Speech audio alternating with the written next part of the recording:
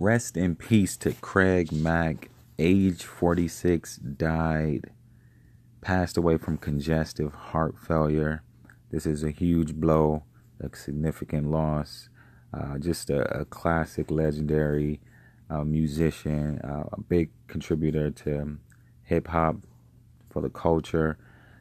He was on Bad Boy Records with Sean, Puffy, P. Diddy, Combs, and Brother Love back in the 90s.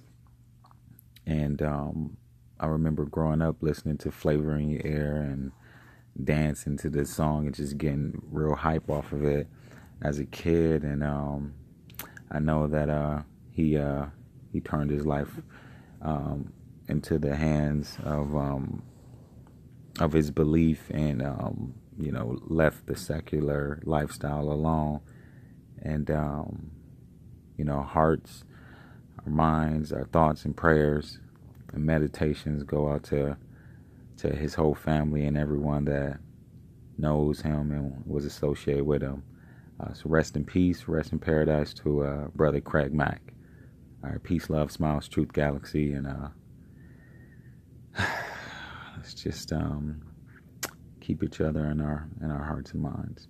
All right, peace, galaxy.